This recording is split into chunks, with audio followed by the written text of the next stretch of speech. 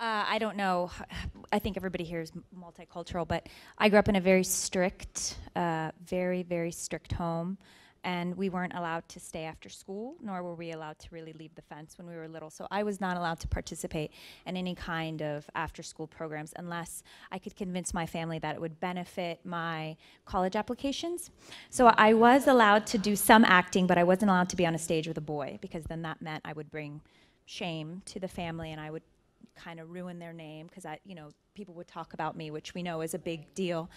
You're not allowed to be talked about. You're not allowed to be seen with a man. So I kind of left home, and I put myself through university, and I was the first girl to go to university in my family in America, and I got a degree in English and journalism. And then I packed my mom's suitcase from Kabul, which had 3 wheels. It was missing a wheel.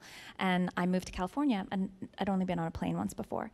And I got like 15 jobs, and I started taking acting class, and I was fully supporting myself on credit cards, and everybody was not really talking to me. And then I just got lucky, and I started working, and somehow my whole family lives here now. And no, I'm not lying.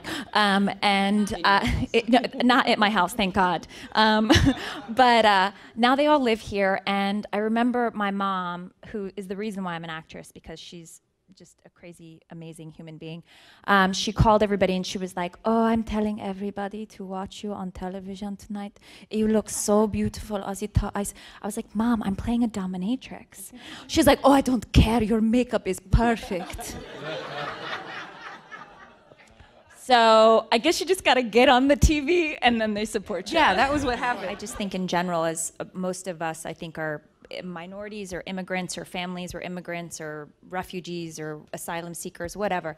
I think we all know that you just have to work really hard, I think by example of your parents, and that's no different in Hollywood, either as an artist, but especially as a minority artist, especially as somebody who's already marginalized because you look a little bit different than everybody else. That's actually a benefit to you to stand out and kind of be different and weird. It just depends on how hard you're willing to work and how much you're willing to sacrifice, and how long you're willing to sleep in the back of your car, and how much work you're willing to put in to like make people notice you, and how good you are in the room. How prepared are you at the end of the day? Like, people will remember that, what you did to get there, and how prepared you were when you showed up, how on point your accent was, or whatever it was, or how prepared you were in your comedy turns, and that's what people remember. If you're good, they remember you, so work on your skills. That's the most important thing. You gotta be better than every 98% of the other people you're competing against as a minority.